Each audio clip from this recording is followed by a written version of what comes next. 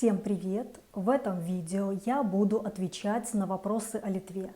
Как оформить банковскую карточку, какие районы в Вильнюсе считаются хорошими, стоимость аренды и покупки жилья и на многие другие. Но для начала кое-какая полезная информация. В Вильнюсе открылся прокат детских товаров Тик-Так ЛТ.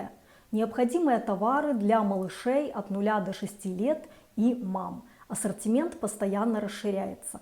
Весы, лактаторы, качели, коляски, ингаляторы, облучатели, шезлонги, манежи и так далее.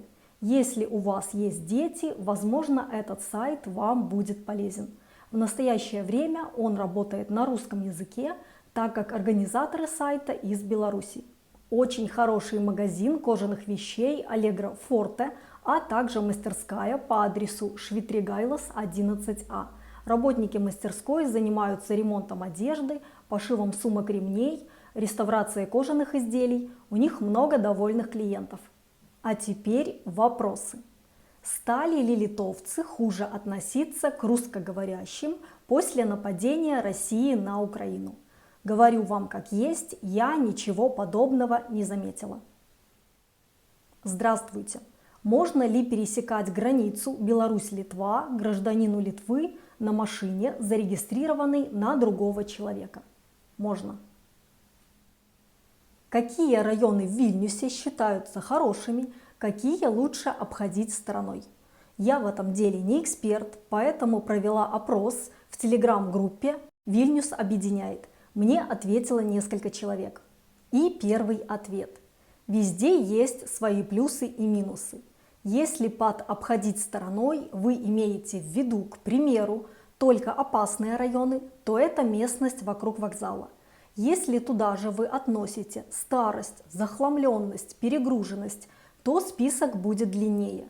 Важны ли вам школы, парки, новизна здания, цена, мобильность? Ярузале, Балтупяй, Жирмуной, Шишкине – мой выбор по абсолютно разным причинам относительно друг друга. Ответ второй девушки. Я бы как раз все это выбирать не стала, а выбирала бы Наujamiestis, Žvėrynas, Антакальнис. Мне не нравятся районы а-ля Серебрянка в Минске, то есть рабочие районы. Но тут на вкус и цвет. По-хорошему надо самому приехать и посмотреть, оценить, что вам нужно. Школы, доступность центра и инфраструктуры какой-то. Ну и сама застройка везде разная. Кому-то движ хочется, кому-то лес и закрытый двор для детей. Но даже в одном и том же районе могут быть и хорошие, и плохие места для жизни. Например, в Наujamiestis часть проспекта Савонорю, которая прилегает к Вингис-парку, там бы не советовала. А чуть дальше уже классно, где улица Чурлёню. Третий человек отвечает. А мне нравится, как застраивается район Пилайте. Там все новое. Рядом с домами есть озера, есть закрытые дворы, есть таунхаусы и много малоэтажной застройки. И четвертый, последний ответ. По поводу домов добавлю. Обратите внимание на непопулярные, но перспективные районы. Там, где стоимость сейчас ниже, но есть перспектива застройки. К примеру, район Павильнюс сильно застраивают сейчас. Низкие застройки, таунхаусы, по цене квартир плюс пробок нет. И таких районов много. С Пилайте уже пробки с утра, и там продолжают строить. Как понимаете, сколько людей, столько и мнений. Расскажите о стоимости жилья в Вильнюсе. Аренда, покупка. Понятно, что чем ближе к центру города, тем выше стоимость квартир и их аренды.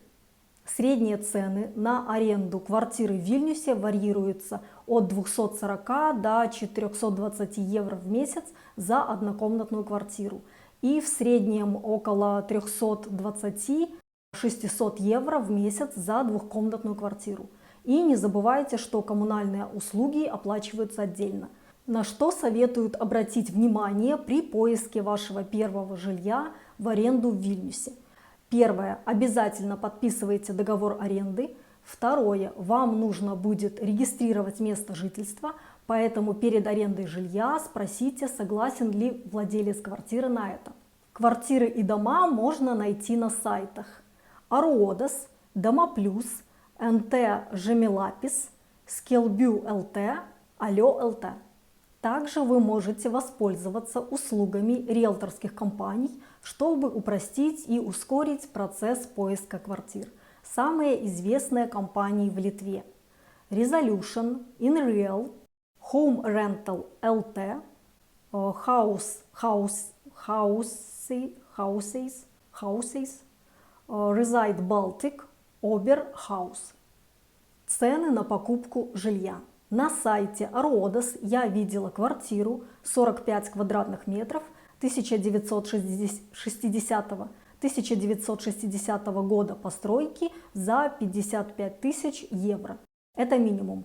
Думаю, нормальное жилье начинается с 65 тысяч евро. Про максимум говорить не буду, сами понимаете, нюансов много: метраж, район, год постройки. Можно ли в Литве водить машину с водительским удостоверением, выданным в Украине? В Литве вы можете пользоваться водительским удостоверением, выданным в государствах третьих стран, то есть которые не являются членами Европейского Союза, но только до тех пор, пока вы не будете признаны постоянным жителем Литвы. То есть, когда вы проживете в Литве более 185 дней за год, задекларируете здесь свое место жительства, вам нужно будет получить литовское водительское удостоверение. Экзамен по вождению необходимо сдать в течение 185 дней после декларации места жительства в Литве. Зарегистрировать транспортное средство могут только жители Литвы, которые задекларировали свое место жительства в Литве. После того, как вы зарегистрировали свое место жительства, вам нужно зарегистрировать свой автомобиль в течение 30 дней. Где искать работу в Литве? Об этом на моем канале есть отдельное видео, оставлю на него для вас ссылку в инфобоксе. Как мне оформить банковскую карточку в Литве, если я приехал по туристической визе С? По туристической визе оформить банковскую карточку в Литве нельзя, только по визе Д, ну и, конечно, ВНЖ. Сборы за открытие банковского счета могут варьироваться от 0 до 200 евро. Для нерезидентов в разных банках разные условия. Основными банками в Литве являются Светбанк, Себбанк, Люминор, Šiaulių банкас, Медицинас банкас, Данske банк. Как оплачивать проезд в общественном транспорте? Какие-то карточки, где покупать, пополнять и как оплачивать. Какие-то есть по времени действуют, какие-то по количеству поездок. Как это работает? Не хочется попасть в неловкое положение, приехав в Вильнюс. Карточку на проезд можно купить в любом газетном киоске. Там же можно купить и проездной. Далее переводите деньги на карточку, на валидаторе активируете нужное количество времени. Есть еще очень удобное приложение Trafi, скачиваете его, привязываете карточку и все. Покупаете билетик на 30 минут или на 60, перед входом в автобус активируете. Может, посоветуете, каким тарифом мобильной связи лучше пользоваться в Литве туристам? И как оплатить мобильную связь, находясь за границей? Как сохранить номер, чтобы его не заблокировали через 3 месяца, если человек не находится в Литве? Насколько мне известно, симку можно купить практически в любом магазине, а затем активировать. Также сим-карты продают в газетных киосках, на почте, на заправках и, конечно же, в салонах связи. Сим-карты с предоплатными тарифами выгоднее, чем базовые тарифные планы. Насчет мобильных операторов у каждого свои бонусы. Скажу вам честно, у меня до сих пор нет литовской симки, так как в Литве я со всеми связываюсь через интернет, используя Viber. Поэтому, чтобы ответить на ваш вопрос, мне пришлось обратиться в группу «Беларусь-Литва» на Фейсбуке, где добрые люди написали мне свое мнение. И первый ответ. Насчет тарифов не знаю, у меня Ежес. Беру только для интернета, меня устраивает. Есть еще Пилдик, говорят, по связи он лучше. Смотрите в интернете тарифы, которые нравятся. Симки в любом магазине можно купить или пополнить, зависит от оператора. В большинстве только через банковский литовский счет. Я пыталась через приложение пополнить, но не все банки принимают. Можно чеками на кассе любого супермаркета. Чтобы симка была активна, надо пополнять не реже, чем вроде бы раз в 135 дней. Некоторые операторы сохраняют номер до полугода, смотря для чего вам нужна симка – интернет или звонки, СМС. Эта же девушка дала мне ссылку на очень полезный сайт, где очень подробно написано о тарифах, сим-картах, мобильных операторах. Эту ссылку я оставлю для вас в инфобоксе. Второй ответ. Пилдик лучше всего. Можно выбирать в личном кабинете любой тариф для любых целей. Также пополняется с помощью любой карты из любой страны. Дорогие мои, спасибо, что посмотрели это видео. Надеюсь, оно было полезным. Если так, ставьте лайк, мне будет очень приятно.